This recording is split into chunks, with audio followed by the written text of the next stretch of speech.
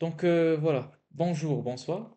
On va commencer un nouveau cours et c'est le dernier cours qui va s'intéresser à la tuberculose d'un point de vue de pneumologie, qui va s'intéresser au traitement de la tuberculose. Donc comme un petit rappel, nous avions vu quatre cours, commençant par l'histoire de la tuberculose, les manifestations de la primo-infection, donc l'infection tuberculeuse. Ensuite, nous avons vu la maladie tuberculose et on l'a divisé en deux types la tuberculose pulmonaire commune et la tuberculose aiguë, qui était notre quatrième cours. Et maintenant, nous allons voir le traitement et la base afin d'être capable de se débarrasser de cette infection, puisque surtout au niveau du Maroc, elle sévit encore à l'état endémique. C'est pour cela un traitement adéquat est fondamental afin d'aider à diminuer la contagion voilà, et d'éviter les retombées graves, notamment les complications sévères sur l'appareil respiratoire. Donc les bases biologiques d'abord de la tuberculose, rappelez-vous, nous avions dit que le bacille, il avait certaines caractéristiques importantes qui orientaient notre thérapeutique. Premièrement, le bacille était aérobie strict, il avait besoin d'oxygène. Et c'est pour cette raison, et c'est pour cette raison que la localisation la plus fréquente était l'appareil respiratoire, le poumon. Deuxièmement, il a une multiplication lente, de l'ordre de 20 heures. Autrement dit, ça veut dire qu'il se multiplie une fois chaque jour. C'est pour cette raison que notre traitement est à base d'une prise quotidienne. Ensuite, dans certains cas, on peut trouver des mutants résistants. Donc on parle de multirésistants ou bien ultra-résistants en fonction de certaines définitions qu'on va voir après. Et c'est pour cette raison que notre traitement est à base d'une association. Pourquoi une association? Parce que prenons par exemple un ensemble de souches de tuberculose. La probabilité pour qu'une souche, une seule, soit résistante à tous ces médicaments à la fois est vraiment impossible. Donc on peut trouver un bacille résistant par exemple, à la rifampicine seulement, un bacille résistant à l'isoniazide, à le pyrazinamide, etc., l'éthambutol, seulement. Mais on trouve rarement un bacille qui est résistant à plusieurs à la fois. Et c'est pour cette raison que notre traitement est à base d'une association. Donc heureusement, comme on a dit, un bacille qui est résistant pour un seul n'est pas forcément résistant aux autres. C'est pour cela que l'association est très efficace. Et sous ce traitement, la régression des signes et la disparition de tuberculose est presque garantie, surtout si le traitement est précoce. Donc voici un tableau qui nous montre les probabilités pour la mutation résistante. Donc regardez ici, pour avoir un bacille résistant à la rifampicine, elle est de l'ordre d'un bacille pour chaque 10 à la puissance 8. L'isoniazide 10 à la puissance 6, etc. Donc dites-vous, si on veut un bacille résistant à tout cela à la fois, on doit avoir l'association de toutes ces probabilités à la fois. Donc 10 fois 8, 1 sur 10 à la puissance 8 fois 1, etc. Donc c'est vraiment une chance qui n'existe pas, autrement dit. Donc les résistances chez les bacilles, on distingue deux types. La résistance primaire et la résistance secondaire. C'est quoi la différence? La résistance prime, c'est lorsque l'individu directement il est contaminé par un bacille résistant. Donc ayant une résistance secondaire ou primaire, donc c'est un patient victime. Et elle se produit surtout lorsqu'un patient qui a une résistance secondaire infecte un deuxième. Le deuxième est victime d'un bacille au préalable résistant. Mais la résistance secondaire, elle est surtout due à un traitement inefficace, un traitement irrégulier. Autrement dit, la monothérapie. Si on fait la monothérapie, nous courons un risque grave. Lequel? C'est la sélection. Donc nous courons le risque de sélection et donc la souche restante de tuberculose sera une souche résistante et donc une souche plus grave et ce patient coupable pourra alors infecter d'autres personnes et leur donner une souche résistante qui a une résistance primaire et donc des symptômes plus graves, un traitement moins efficace, etc. Et c'est pour cette raison, et c'est pour cette raison que nous insistons encore et encore que le traitement de la tuberculose doit être à base d'association. Le traitement en monothérapie, il doit être abandonné carrément. Parce que le risque, il est beaucoup plus grand que le bénéfice. Concernant le bacille, il y a plusieurs types de multiplication.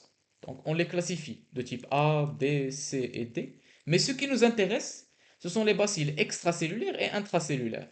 On remarque qu'ils ont presque les mêmes sensibilités.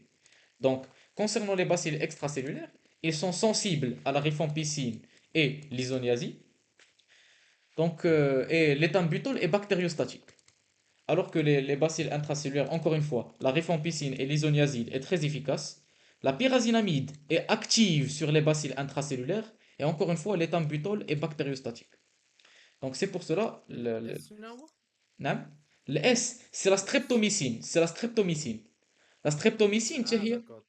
le S, oui, streptomycine. Donc, le S, on parle de moins en moins parce qu'il ne fait pas partie de l'association standard. Mais il est lui aussi. Non. كنخدمو بالبيرازيناميد. Ah, pyrazinamide في بلاصتو, le Z. Mais le streptomycine, lui aussi, il fait partie des antibactériens de première ligne. Mais احنا, l'association standard, le RHZE. C'est bon? Voilà. Ensuite, nous avons d'autres types de souches, la croissance intermédiaire extracellulaire, où la rifampicine est efficace, et les BK dormants. Donc, à l'état dormant, on a besoin de l'immunité pour nous sauver. À l'état dormant, les antibiotiques ne sont pas capables d'y agir. Donc, espérons que l'individu, il n'ait pas une immunodépression majeure, sinon, had les BK dormants, ils ne disparaîtront jamais. Donc, la classification des médicaments, on se base sur des lignes. Rappelez-vous. On a vu précédemment la définition des bacilles multirésistants et des bacilles ultra-résistants. Qui peut me rappeler sur la différence entre les deux? La définition. C'est نعطيني شنو نعرف. ملتي و الترا. Multirésistant. ملتي هما اللي كيتوشيو دوزيام لين ياك، اللي Non, كيكونوا ريزيستون فيهم. non. Elle dit que c'est ultra-résistant. Ultra-résistant, vous me dites, leur résistance est tellement puissante que seuls les médicaments de deuxième ligne et plus, vous me les باقي خدامين عليهم. Première ligne deviennent inefficaces. Agent injectable, streptomycine, blablabla, شي كامل, inefficace. Fluoroquinolone, inefficace. On va alors avoir recours à la deuxième ligne. الخامس فيهم ما الخامس خدامينش الخامس فيهم. فيهم دوزيام لين. Ah, elle dit ultra résistant. Et multirésistant, c'est quoi? كلشي. Non, multirésistant, moi deux antibacillaires ما خدامينش. انا نعاونك, deux antibacillaires, lesquels? Bon, donc multirésistant, c'était les bacilles dont l'isoniazide et la rifampicine étaient inefficaces. حيت هادو هما les antibacillaires majeurs, les deux antibacillaires majeurs, vraiment هما أعلى درجة. Donc si ces deux-là sont inefficaces sur la souche de tuberculose, on appelle cette souche multirésistante. Par contre, si tous les antibiotiques jusqu'à la deuxième ligne sont inefficaces, on parle d'une souche ultra résistante. C'est bon? Donc voilà. D'abord, le اوكي. traitement au niveau du Maroc, on aura recours à quatre antibacillaires majoritairement. Dans le premier, c'est la rifampicine, noté R ou bien RMP. C'est un antibacillaire ou l'antibiotique semi-synthétique, majeur, bactéricide et stérilisant. Il agit à la fois sur les bacilles extracellulaires et intracellulaires. Il agit en inhibant la synthèse de l'acide ribonucléique dans les micro-organismes, donc sur l'ARN et sur la synthèse des protéines, etc. Le pic plasmatique est atteint en 1 à 2 heures. La demi-vie, c'est de 2 à 4 heures. Donc, il est éliminé 2 à 4 heures. سبعة ديال les demi-vies هي تقريبا نهار وشي حاجة pour être éliminé complètement. Il est métabolisé rapidement par le foie et excrété dans la bile. Et c'est pour cette raison qu'il est hépatotoxique, parce que le métabolisme majoritairement dans le foie.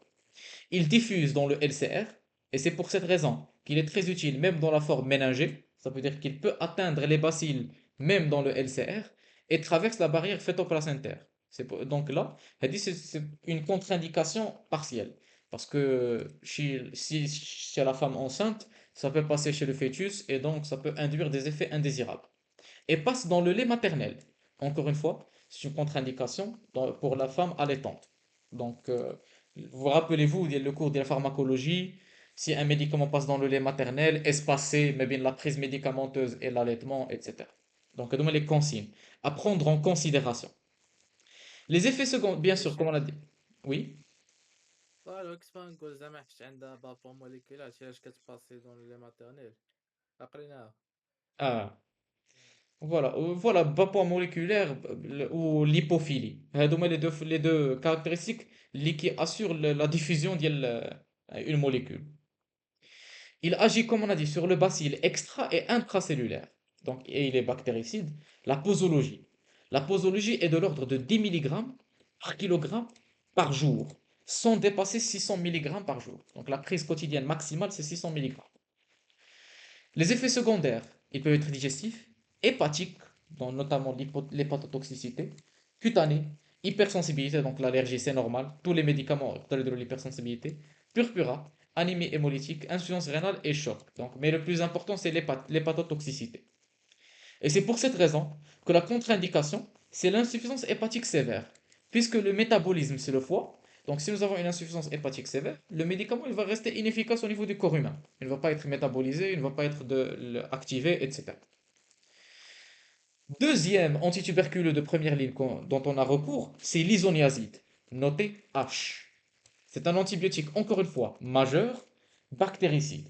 Il agit encore une fois à la fois sur les bacilles extracellulaires et intracellulaires. Il évite l'apparition de résistance en inhibant la synthèse de l'acide mycolique, c'est juste le mécanisme d'action, rapidement absorbé par la voie orale et métabolisé par le foie, encore une fois, par acétylation. Donc l'acétylation, c'est une voie métabolique chez les individus qui est variable. Rappelez-vous, encore une fois, dans la pharmacologie, on avait vu que chaque personne avait des métabolismes différents. C'est pour cette raison que la demi-vie est variable. Elle est de l'ordre de 1 heure chez l'acétyleur rapide, donc il y a un métabolisme rapide, et elle est de l'ordre de 6 heures chez l'acétyleur lent, c'est quelqu'un qui a un métabolisme plus lent. Vous vous rappelez de cette notion en pharmacologie? داك ال- داك الجراف اللي كانوا فيه 3 بار هيستوغرام 40% 60% 100%. vous vous rappelez pourcentage اه ديال فكرتيني اه. تفكرتيه فوالا دونك البورسنتاج ديال الريوسيت دو تريتمون اون فونكسيون ديال الميتابوليزم اي اون ا فيو كو خونا اللي عنده الميتابوليزم لون 100% حيت الميديكامون كان كيبقى مده طويله فوالا. Il diffuse lui aussi dans le LCR et les épanchements séreux, donc il peut nous aider, traverse le placenta et dans le lait maternel. C'est pour ça qu'il faut en prendre considération lors de la prescription chez la femme enceinte et la femme allaitante. Les effets secondaires, bien sûr la posologie, elle est la moitié de la rifampicine, 5 mg par jour par kilogramme, sans dépasser 300 mg. Les effets secondaires majeurs, hépatiques et psychiques. Donc, c'est pour cette raison que les contre-indications, c'est l'insuffisance hépatique, comme la rifampicine, et les troubles psychiques graves. Donc, c'est tout concernant l'isoniazide, notre deuxième antibacillaire majeur. Et ce sont ces deux antibacillaires que, si la souche est résistante, on va l'appeler multirésistante. Maintenant, nous allons passer au troisième antituberculeux, la pyrazinamide, ou bien Z, noté Z, ou bien PZA. C'est un bactéricide, seulement sur les bacilles intracellulaires. Intracellulaires. Ce n'est pas comme les deux autres antibacillaires. Le pic sérique est atteint en 2 heures et la demi-vie elle est de l'ordre de 9 à 10 heures. Mais bien sûr, elle est allongée en cas d'insuffisance rénale. Il est métabolisé dans le foie en forme d'acide pyrazinoïque, donc métabolisé dans le foie, et éliminé dans les urines. C'est ce qui explique que la demi-vie elle augmente dans le cadre de l'insuffisance rénale. Diffuse rapidement dans les liquides, les sécrétions et le LCR. Donc vous voyez la répétition des caractéristiques des antituberculeux. Ils seront efficaces. C'est pour cette raison que ce sont des antituberculeux de première ligne. Ça veut dire qu'ils peuvent diffuser partout et battre ils sont bactéricides. Donc voilà, donc les caractéristiques qu'on veut chez un antituberculeux. Oui, un antibiotique en général qui soit efficace. La posologie, elle est de... Non. بكتيريوستاتيك المهم ايثامبيتول هو الرابع حتى هو زيدو معاهم حتى هو زيدو المهم الرابع باش حتى هو يعاون حتى هو يعاون المهم donc la posologie elle est de l'ordre de 30 mg par kilogramme chez l'adulte. Les effets secondaires encore une fois hépatiques mais surtout l'hyperuricémie qui peut induire une atteinte un trouble rénal. Les contre-indications encore une fois c'est l'insuffisance hépatique et les troubles psychiques. انا ما كاينش السوي. Le seuil لا ما كتبش هنا donc bon mais غير يكون مكتوب واحد السeuil من بعد.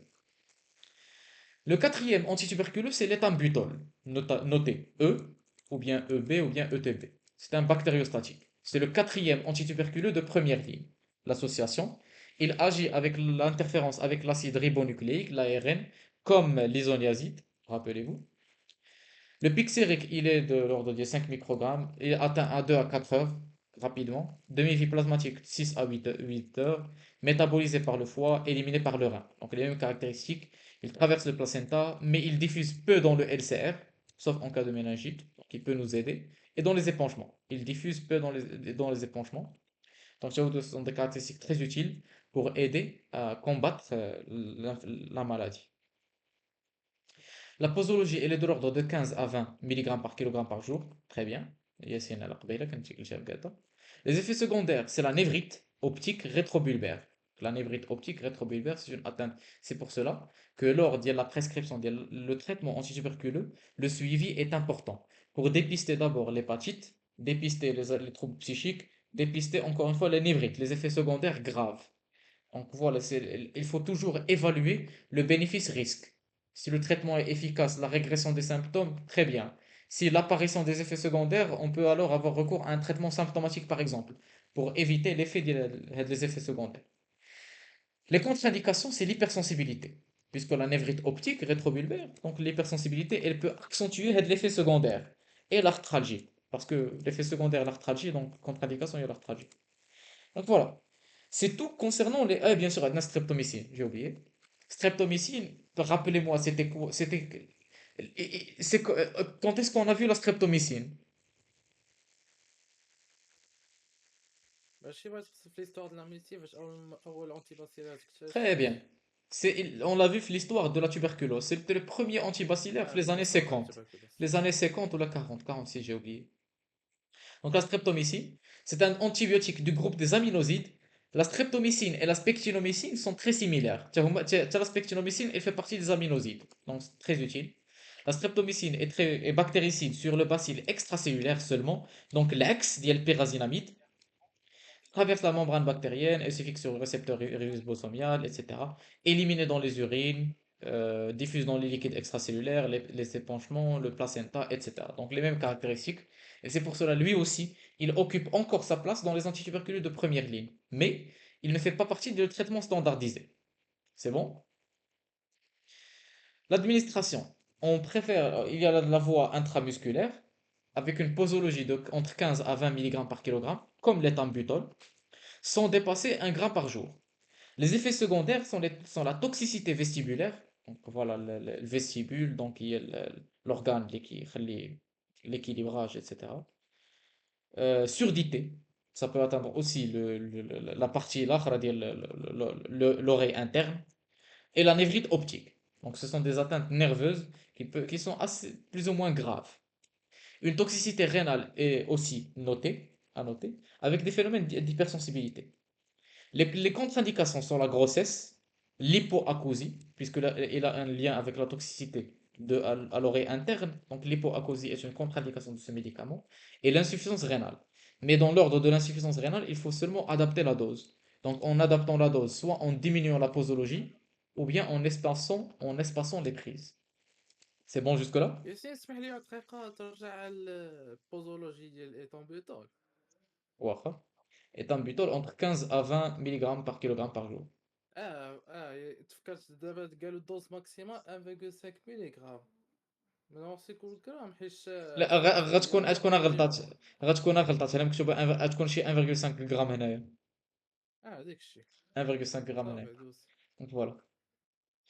Donc voici un tableau résumant. Hein, tu chauffes l'éthambutol, la dose maximale est 1,5 g par jour. C'est bon? Donc voici un tableau résumant les posologies des médicaments que nous avions vus. Donc l'isoniazide 5 mg par kilogramme avec la dose maximale de 300 mg, rifampicine 10, 600, pyrazinamide 25 ou la 30, streptomycine 15-20, ethambutol 15-20. C'est bon? Donc voilà un tableau résumant la posologie standard et le traitement de la tuberculose, voilà, de première ligne surtout.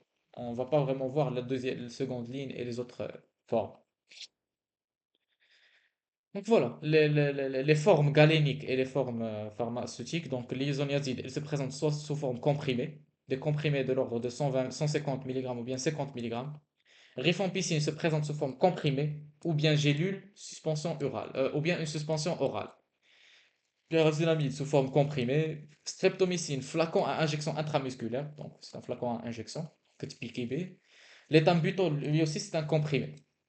Donc, remarquez que tous les médicaments, sauf la streptomycine, ont une forme comprimée. Et c'est pour cette raison qu'au niveau du Maroc, nous aurions recours à une forme associée, à une forme combinée. Que veut dire une forme combinée? C'est un seul médicament, un seul comprimé qui contient les molécules cameline. Donc nous avons les formes associées de l'ordre RH, RHZ ou bien RHZE pour l'adulte. Pour l'enfant, nous avons seulement RH ou RHZ, avec bien sûr des posologies adaptées. Regardez, donc voilà les posologies. R de l'ordre 300 mg, H 150 mg, RH la moitié de Mara, 2 comprimés de RH, 150 mg, 75 mg, etc. C'est bon jusque-là? Yes. Très bien. Donc voilà, c'est pour ça. Donc au niveau du Maroc, on aura recours à ces associations. Donc c'est ça à peu près la base du traitement de la tuberculose. Donc on le voit, bien sûr, il y a un guide au niveau du Maroc, guide de la lutte anti-tuberculose au niveau du Maroc, le programme national de lutte, avec la participation active pour améliorer et pour mettre à jour ce guide, afin d'avoir une stratégie la plus efficace et la meilleure possible, la plus optimale, en prenant en compte les notions d'épidémiologie, etc., pour nous donner les directives à suivre. Donc, les directives, elles se basent d'abord sur le dépistage, avant le traitement. Parce que éviter, c'est mieux que guérir. Donc, l'objectif du dépistage, c'est l'identification permanente et précoce des individus qui présentent la tuberculose pulmonaire, la maladie de la tuberculose pulmonaire. Parce que ce sont eux qui sont contagieux. Rappelez-vous, les 80 il y a un pourcentage très élevé d'individus infectés, de l'ordre de 75%, mais seulement 10% font la symptomatologie. Seulement 10% font la maladie. Et ce sont les individus qui présentent la symptomatologie qui sont infecteurs. Donc, ils peuvent infecter d'autres individus. Donc, le but de dépistage, c'est de trouver ces individus. Mais bien sûr, le dépistage, on ne peut pas le faire sur toute la population. Ce n'est pas possible. 40 millions d'habitants, on ne peut pas les tester tous. C'est pour cela le dépistage. Il y a des règles. Il y a certaines personnes qu'on préfère, je ne vais pas dire qu'on préfère, qui prennent la priorité. Notamment les individus qui sont suspects de la tuberculose. Majoritairement, les individus présentant une immunodépression, comme le VIH, au stade de SIDA, la dénutrition, les âgés, etc. Les individus qui présentent une toux chronique, parce que la toux chronique, elle peut être le seul symptôme révélateur de la tuberculose, avec, plus ou moins avec les expectorations, ça dépend. La toux chronique, elle peut être productive. Et les personnes qui vivent au contact d'une personne déjà testée positive pour la tuberculose. Donc, notion de comptage tuberculeux, prédocameline. Et bien sûr, les patients qui présentent les arguments d'orientation vers la tuberculose, comme les examens radiologiques montrant le syndrome alvéolaire, par exemple. Bon, le syndrome alvéolaire, là, déjà qui connaît bien. Les nodules, les micronodules, donc les cavernes tuberculeuses, sont asymptomatiques, etc. Donc, هذا le principe du dépistage. On ne peut pas dépister n'importe qui. C'est pour cela la priorité revient à ces individus, la population cible qu'on va tester. Le lieu de dépistage, il peut se faire à peu près n'importe où. Au niveau des formations sanitaires de base, les centres de santé, les dispensaires. Au niveau du centre de diagnostic de la tuberculose et des maladies respiratoires, notez CDTMR. Donc, c'est un centre qui est plus équipé et voilà, plus adapté à dépister les cas. Au niveau des formations hospitalières et au niveau des cabinets privés, donc à peu près partout, n'importe quel lieu qui est à la santé est capable de faire le dépistage de la tuberculose. La modalité de dépistage, bien sûr, nous avons besoin des arguments d'orientation. On ne peut pas dépister n'importe qui. C'est pour cela, au niveau de l'interrogatoire, on cherche les symptômes respiratoires ou bien généraux, une notion de comptage tuberculeux, une prise de traitement antituberculeux dans les antécédents, un terrain favorisant comme la VIH ou bien le, le comptage tuberculeux au niveau les individus autour, la famille, etc. Donc voilà, et à l'examen clinique, on cherche les signes qui peuvent nous orienter. On recherche d'autres localisations, les ganglions, le cutané, etc. L'examen bactériologique, pour mettre en évidence le bacille au niveau des expectorations. Donc, la règle de base, ce sont trois expectorations. Donc, trois expectorations. Et on va faire des tests, la recherche de bacilles de corps. Et c'est quoi le principe? Bon, نشوفوا l'algorithme من بعد. Donc, les modalités chez les sujets contacts dans l'entourage d'un malade contagieux, on parle de dépistage autour d'un cas index, donc le comptage tuberculeux. Toutes les personnes vivant en contact d'un malade contagieux, etc., systématiquement examinées, blablabla. Rechercher systématiquement la source de contamination. Chez les enfants, qui présentent une primo-infection, etc. L'intradermoréaction à la tuberculine. Donc, c'est juste le principe qui nous oriente vers chez qui on veut faire le dépistage. Chez les patients VIH, bien sûr, et les cas particuliers, chez les individus qui sont à risque, comme les prisonniers, les pensionnaires d'orphelinat, les toxicomanes, parce qu'ils vivent dans des conditions favorisant la transmission. Donc, Tchahadou, ils sont the target de notre dépistage, etc. Donc, voici l'algorithme. Donc, l'algorithme, on doit faire trois examens et une seule radiographie thoracique. Donc, une toux sur les individus qui présentent surtout une toux chronique. Si nous avions deux ou trois examens qui testent positifs, c'est la tuberculose et on commence le traitement antibacillaire. Si nous avons seulement un seul examen positif, on doit se référer à la radiographie. Si la radiographie montre des lésions qui nous orientent vers la tuberculose, c'est la maladie, le traitement doit être instauré. Si la lésion ne montre pas les symptômes, ou bien que nos expectorations ont toutes été négatives, avec un traitement antibiotique, rappelez-vous, le traitement antibiotique empirique qui est inefficace, on doit alors refaire trois examens, encore une fois. Si on les refait plus tard, ils testent positif 2 ou 3, c'est la tuberculose, on instaure le traitement. Sinon, on le suivi, s'il teste négatif. S'il n'y a pas d'amélioration, ça veut dire que l'individu, il a encore les symptômes. Donc, on doit le référer au centre du diagnostic de la tuberculose et de traitement des maladies respiratoires, le CDTMR. S'il y a une amélioration, donc voilà, c'est fini. Donc, il s'est amélioré, il a guéri. Donc voilà, pas de tuberculose ni rien. Donc maintenant que nous l'avions référé au centre de diagnostic de la tuberculose et des maladies respiratoires, donc on va faire six examens de la bec et deux radiographies de thorax. Bien sûr, il y a un cas exceptionnel. S'il s'agit d'une urgence, on va immédiatement, une urgence présentant les symptômes de la tuberculose, on va instaurer le traitement et ensuite attendre les résultats des examens biologiques. Mais le principe, c'est six examens de culture et deux radiographies de thorax. S'il y a une aggravation ou bien un contexte évocateur, c'est la tuberculose, on instaure le traitement. S'il n'y a pas d'aggravation et pas de contexte évocateur, on fait encore plus de culture, encore plus de bilan. S'il teste positif après, donc traitement antibacillaire instauré. S'il teste négatif, ou bien autre diagnostic, et il présente encore une fois une aggravation des symptômes, référé au niveau supérieur. Le niveau supérieur, on va pas vraiment en parler à notre niveau parce qu'il ne nous intéresse pas vraiment. Mais c'est ça le principe de l'algorithme. Donc en général, on va faire des examens. S'il teste positif, c'est la tuberculose, on traite. S'il teste négatif et il y a disparition des symptômes, ce n'est pas la tuberculose, Allah يعاونك. Mais s'il teste négatif et il y a encore les symptômes, on doit faire un examen plus poussé. On doit pousser nos investigations. C'est bon? Yes. Très bien. Donc au total, si nous avons une forte suspicion de tuberculose alors que les BKD sont négatives, pour les formes graves, on va traiter en urgence les formes graves, les formes aiguës, même si les résultats sont négatifs. Par contre, si les formes non graves, on peut attendre les bilans. Donc ce n'est qu'après les bilans qu'on va commencer les traitements. Donc 6 expectorations, ponction, intradermoréaction, etc. Et les autres examens. C'est bon? Donc voilà. Les objectifs du traitement, exactement les initiales ما match صراحة. Mais BKD ou le test les expectorations BK7 تكون شي examen plus poussé, je pense.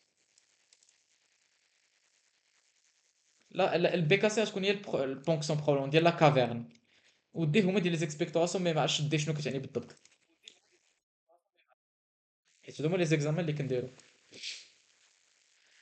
Donc le traitement, les objectifs bien sûr, c'est de diminuer la transmission, de diminuer l'incidence et de traiter la maladie, bien sûr. Donc le lieu de traitement, il survient surtout chez les individus qui présentent la maladie. On ne va pas traiter n'importe qui. Le traitement, il est ambulatoire. Il peut être ambulatoire et il est gratuit. Parce que vous connaissez très bien que la tuberculose, elle fait ravage au niveau du Maroc. C'est pour cela qu'on a essayé de notre mieux pour le rendre le plus accessible, pour diminuer les effets négatifs en termes de santé publique et d'économie de santé. Parce que vous devez vous dire, la tuberculose, c'est une infection chronique avec des séquelles graves. Si un individu présente la tuberculose, il va probablement être hospitalisé pendant une longue durée. Donc toute cette durée, c'est une perte de temps qui aurait pu être travaillé et aider l'économie du pays. Donc c'est pour cette raison que la tuberculose, c'est une maladie grave, parce qu'elle a des retombées graves en termes personnels. L'individu, là, il souffre. Personne ne veut rester à l'hôpital pendant une longue durée. Et une perte économique de l'économie du pays en termes de développement, etc. Et voilà, le retour. L'hospitalisation, comme on l'a dit, elle est indiquée dans les formes graves ou bien compliquées, ou bien une forme associée, ou bien une maladie chronique décompensée, ou en cas d'échec, de cas chroniques, etc. Tuberculose multirésistant, tuberculose ultra-résistant, de toxicité médicamenteuse sévère, etc. Donc, en bref, le traitement, il est ambulatoire, mais on peut hospitaliser le patient s'il y a vraiment les cas graves. Donc, un petit rappel sur la catégorisation des cas de tuberculose. Donc, pour vous faire bref, هذه la classification قديمة. Donc, on va s'intéresse pas vraiment encore une fois. Mais le stade, la classification 1, c'était les individus qui présentaient une tuberculose positive. Donc, la maladie de la tuberculose pulmonaire, ils étaient positifs. Les formes aiguës et graves, notamment. Et ça inclut aussi les formes aiguës et graves. Le stade 2, c'était les individus qui présentaient une rechute, un échec ou bien un échec au traitement et on doit instaurer la reprise du traitement dans ce cas. Le stade 3, c'est les individus qui présentent une maladie tuberculose, mais la microscopie est négative, mais la culture est positive. Donc, la microscopie, on ne remarque pas à l'expectoration, l'examen des expectorations, mais lors de la culture, il teste positif pour la tuberculose. Et le stade 4, ce sont les infections chroniques et les bacilles spéciaux, multirésistants, ultra-résistants. Donc, il y a la classification de Kadima, donc on peut l'oublier. Voilà. Mais la nouvelle classification, elle se base sur les nouveaux cas de tuberculose, les rechutes et les autres cas. Les nouveaux cas, donc autrement dit, ça inclut la catégorie Al-Qadima 1 et 3. Donc 1, c'était les patients positifs, et 3, c'était les positifs, mais qui n'étaient pas positifs lors de l'examen des expectorations. Ils étaient positifs qu'après culture. Mais le stade 2, les cas entièrement traités, donc c'était une rechute, donc la catégorie de l'Qadima, et les autres, les tuberculoses chroniques, ou bien les bacilles multirésistants. Ou hadou, c'est la classification actuelle qui conditionne notre traitement. Parce que bien sûr, un individu qui présente une récidive, on ne va pas lui faire le même traitement qu'un individu qui présente un cas aigu. Donc le traitement, il se base sur quoi? Presque toujours, le traitement, il est de durée 6 mois. 2 mois, prise quotidienne de RHZE, donc rifampicine, isoniazide, pyrazinamide et ethambutol, et 4 mois, prise de rifampicine et l'isoniazide. Donc, le traitement d'attaque, les 2 mois, le traitement d'entretien, les 4 mois. Par contre, il peut être étendu sur 9 mois dans le cadre des tuberculoses ماشي grave. Les tuberculoses graves et aiguës, خاصها تبدلها قالت لنا تبدلها أستاذة في الديابو حتى هادو ولاو 6 mois. Mais plutôt ولاو في les formes osseuses, les formes méningées ou les formes seulement miliaires ماشي pneumonie caseilleuse ou ماشي bronchopneumonie. C'est bon? Une atteinte, bien sûr, associée avec le VIH, etc. Donc, les formes qui vont avoir une durée de 9 mois de traitement. Donc, 2 mois, comme toujours, RHZE, et 7 mois de RH. Donc, il y a la base du traitement de la tuberculose. Il y a les nouveaux cas. Donc, les nouveaux cas positifs normaux, aigus, ou la commune, ou la, etc., qui ont 6 mois. Par contre, les formes miliaires seulement et la forme neuroméningée, ostéo-articulaire, co-infection avec le VIH, qui ont 9 mois. Donc, c'est le traitement en général. Par contre, les récidives ont un traitement différent. Rechute, reprise ou bien échec, qui ont cette fois un traitement de 3 mois de RHZE et 5 mois RHE. Donc, ce n'est pas seulement RH. C'est bon? Donc, la base du traitement de la tuberculose. Et bien sûr, toujours le suivi. Donc, comme on a dit, la phase initiale, c'est un comprimé associé des 4 molécules. Et la phase d'entretien, c'était les 2 molécules seulement. Je fais les nouveaux cas. Donc, voici les exemples des médicaments qui existent. RIP K4, donc كما كتشوفوا 4 ديال les médicaments. RIP il fait 3. Donc هذا dans le cas ديال الرechute, rappelez-vous, bon, le rechute كان كنديرو surtout RHE ماشي RHZ, mais quand même ça montre les médicaments associés. Donc comprimé, un seul, etc. Chez l'enfant, qu'on adapté, donc qu'on déroule les posologies de l'enfant, donc tuberculose pulmonaire et ganglionnaire, qu'on déroule 6 mois, mais chez lui, s'il a une atteinte neuroménagère ou bien ostéo-articulaire, la durée est étendue à 12 mois au lieu de 9 mois. Rappelez-vous. On avait vu que chez l'adulte, qu'on a qu'on déroule 7 mois de RH, mais chez Ashra. Mais chez l'enfant, que tu voulais Ashra les mois. Donc en étendant la durée jusqu'à une année de traitement. Donc voilà un petit rappel sur les doses recommandées. L'isoniazide, rifampicine 15 mg par kg, pyrazinamide 35 mg par kg, etc. C'est bon? Par jour. Voilà les comprimés associés. La phase initiale, qu'on a RHZ, mais E. Et la phase d'entretien, qu'on a seulement RH. Donc, comme on a dit, toujours, on doit avoir un suivi. Parce que le traitement, comme on a dit, il a plusieurs effets secondaires. Rappelez-vous les interactions médicamenteuses, un traitement chronique, etc. Donc, le risque A, le risque B, etc. Donc, les effets indésirables médicamenteux, là, qui n'est bzaf. Donc, c'est pour cela que le suivi est essentiel, surtout pour le traitement antituberculeux. Donc, s'assurer d'abord de la régularité des prises, que l'individu il suit réellement ce traitement, parce que vous avez bien compris que si l'individu interrompt ce traitement ou bien il le prend d'une manière incorrecte, il y a un risque de sélection. Ainsi que adapter la posologie au poids, s'il y a des variations, et de détecter les éventuels effets secondaires, afin d'évaluer d'une manière continue, leur rapport bénéfice-risque. Et s'il y a l'apparition d'un effet secondaire, on peut réévaluer la posologie, etc. Donc pour le suivi, on se base surtout sur la clinique. La clinique, on va voir une amélioration des signes fonctionnels et généraux, notamment la reprise de l'appétit, l'augmentation du poids, etc. Donc l'augmentation du poids, ça veut dire que la posologie va augmenter s'il y a maintenant une augmentation majeure. Donc bactériologique BK, régime de 6 mois. Donc هنا كنديروا des examens au deuxième, quatrième, sixième mois pour voir s'ils testent négatif au final. Pour les régimes de 9 mois, qu'on déroule les examens troisième, cinquième et huitième mois. Pour voir s'ils testent négatif à la fois, à la fin. ياسين واحد السؤال. Oui. دابا لي زانديفيدو اللي عندهم لانسوفيزونس هيباتيك مثلا ما Mhm. خصش ياخد لي زونتيباسيلير اللي ديجا مونسيونيهم قبل. Oui, c'est une دونك contre-indication. شنو خصو يدير خصو ياخد لي زونتيباسيلير دوزيام لين ولا شنو؟ Voilà, hein, tu as dit. Ou bien il va prendre les autres molécules. Fluoroquinolone. Fluoroquinolone, je pense, il n'est pas hépatotoxique. Il est néphrotoxique, oui, mais fluoroquinolone n'est pas hépatotoxique. Donc, on il est de première ligne. On peut avec la deuxième ligne. Malheureusement, c'est tout ce qu'on peut faire chez ce malade. Mais on peut aussi lui donner une première ligne à faible dose, مثلا. À faible dose, ولا شي حاجة أخرى. نلقاو شي حل, شي تخريجة. حيت quand même, on doit essayer de faire de notre mieux. Donc, c'est la décision thérapeutique. À la radiologie, on fait une au début et à la fin du traitement pour les comparer. Et après la fin du traitement, à la demande, donc on va demander au patient, il va nous demander si il doit arrêter son traitement. Et si on le considère guéri, donc c'est bon, on interrompt le traitement. Mais ce n'est qu'après minimum 6 mois, dans le cadre aigu ou la tuberculose pulmonaire, maladie, etc. Donc voilà.